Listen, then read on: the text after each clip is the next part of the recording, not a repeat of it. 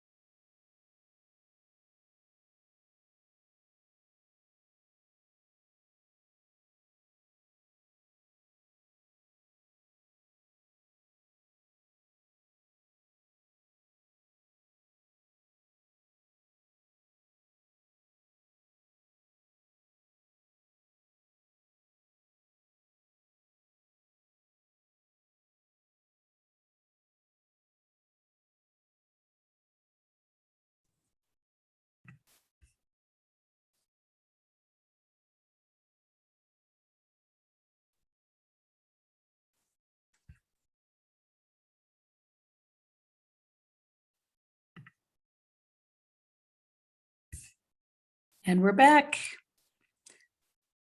So Teri, thank you so much for that. We spent that time in meditation at Mount Shasta with the energies of Mount Shasta. Teri, you have been to Mount Shasta several times. Can you share with us what that energy is like for you when you're there?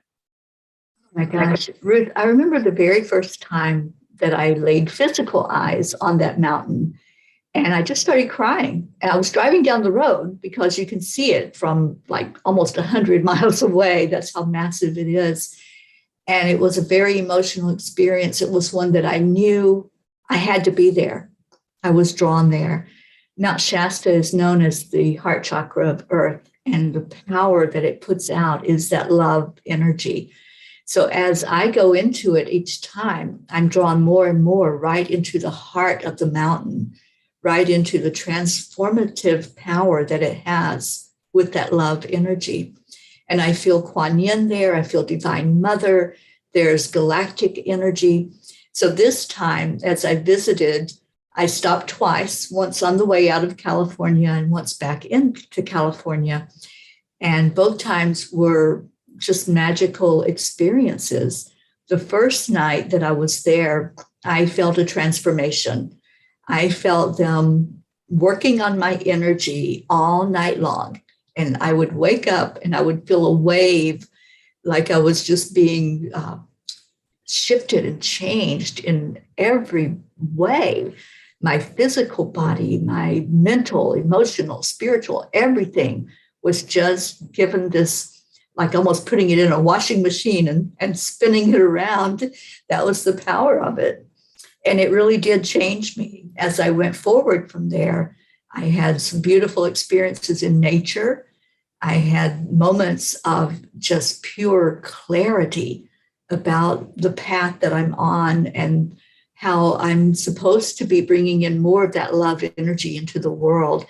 But one thing that came out very clearly yesterday with my meeting there at Mount Shasta with Divine Mother and Kuan Yin was that I'm supposed to go more into just giving, just give from what I have in my heart, that desire for peace on earth, that desire for everybody to experience love in their heart and acceptance, and then leave it. And that's the part, I think that's the key that I had been missing, because I have this huge burden, this huge desire to bring this forth in the world. But now they're saying, okay, you're bringing it, you're doing the work. Now just let it happen, just leave it. So there's nothing more to do other than that. And I think, as with any message from the universe, it's for all of us, not just for me. But it was a powerful message for me that, yes, I'm doing what I'm supposed to be. I'm on my path, and just keep on moving, to not stop and get stuck in why isn't everybody getting it? Why are people still in conflict? Why are we having a war? Why this? And to get out of that mentality and just allow. And that's the message for us all from the mountain, is just allow. Once we give out the energy, just let it be. Just like that beautiful song, let it be now. And that's when miracles happen, is when we go into the flow of just allowance and allowing the energy to do what it's going to do. And stop trying to control the outcome. Yeah, exactly. Quit being invested in the outcome. We don't know the big picture. We don't know what's supposed to happen. So we just, we make up these things in our human brain of how we want to see the perfect world and the perfect way people interact with each other.